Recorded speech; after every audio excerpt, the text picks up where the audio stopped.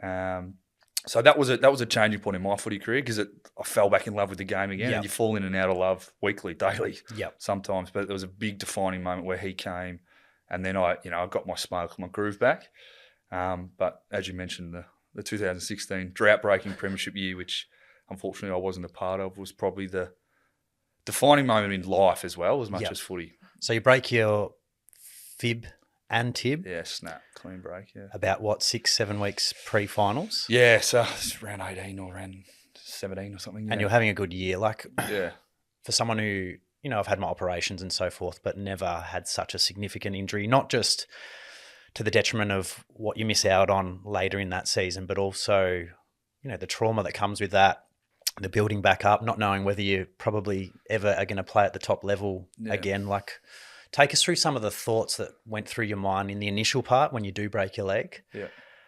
And then I'll get you to elaborate on the feelings that come with being proud, I assume, with where the football club gets to. Yeah. But also the hitting rock bottom for you.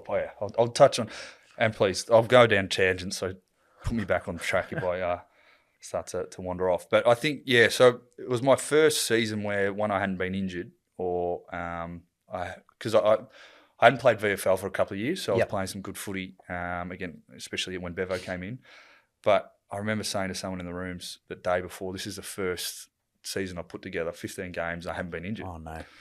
And, there was a monkey on my back, and unfortunately it happened. But the immediacy of it, like, it was such a severe traumatic instant, like the actual injury itself. And I was really aware, and, you're on pain meds to try and manage the pain, but unfortunately, adrenaline was pumping so much, and I was really aware of everything that happened up until I got into the ambulance, and then it got a bit hazy then. But I just remember in that moment, the surgeon was in the room, and he put traction on my leg, and that was the first relief because the bones were crossing. And sorry to go into the detail. And then, the first thing he said, I'll get you right for finals, and finals is 6 weeks away. So I'm like, yeah, okay, I believe that. And I didn't know what to believe. But then seeing my wife, or my girlfriend of that time, but my family in the rooms, I'm like, okay, this is serious. And all the boys, again, I'm seeing some vision of hearing me hello in the rooms while they're in the meeting room. And, they're in there and they just can't talk, and then in silence. And it sort of unravels from there, because we also lost Jack Redpath that night to a serious knee injury. So it was a pretty of a traumatic time for the club. But and then initially in the days after, you just hold on. Like, I had surgery in my full Bulldogs kit because it was what it was. I went to a private hospital that wasn't open, so they opened it for me. Again, the perks? The perks. And again, my wife's a nurse, so she said, this is just extraordinary that this can happen. But again, I was in pain, and then the surgery happened the next morning. And again, the messages come flooding in, and you're quite happy with all the support, but probably the reality of what's happened doesn't sink in until a bit later on. But then I am getting messages from players and past players I've never heard from before. I remember Gary Lyon reached out, Michael Voss, these players that have been through a similar injury. And some of the sentiments is, you'll be right, you'll get back. And I'm like, of course, I've never thought that I'd not get back. But then as the realities come in, you do a little searching yourself. Players don't come back the same. I've heard that a lot. So again, I'm a very process-driven person. So what it was all about from that moment is, okay, what can I control? What's the next thing I need to achieve to progress on this journey?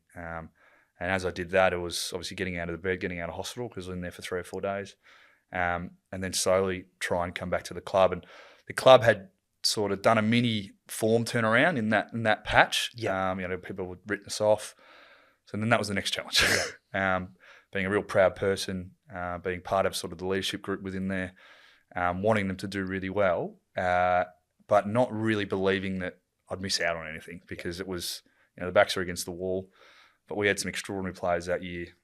Marcus, who's still playing, Matthew Boyd, Dale Morris, some of these real senior players that just drove our team all the way to the end.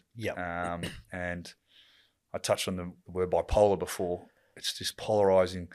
In the moment, you're so happy for the club. I'm a supporter. My dad's played, and then it switches, and you're like, "Shit, I've missed out. This was my time. Why me?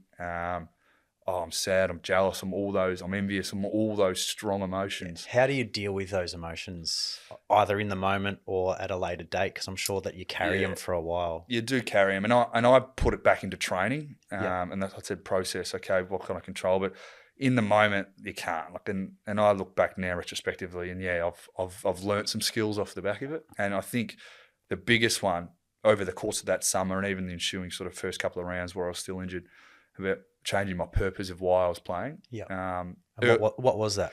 Yeah, so early doors, again, it's like, you want to play, you want to be successful, you want to have the accolades of having a big rap sheet of doing everything well. But when you're questioned about whether you'd ever get back to playing, that's when you really start to, okay, well, why do I want to get back? And I love playing footy. I love everything about the club, being around, the people. Yeah.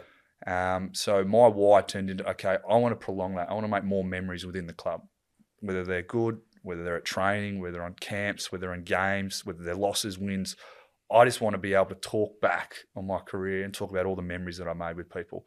So my biggest motivator in that period, after I started to get back running, was let's go make some more memories. Let's play for as long as I can and try and get back to loving the game. I think playing was the biggest carrot. Let's get back playing, but let's make memories, because you can make memories and not play. And that was my thing. I can still be around the club, still be part of things. But that's when the perspective of, okay, life's football is a choice now. I want to play football because I love it and I want to make a memory.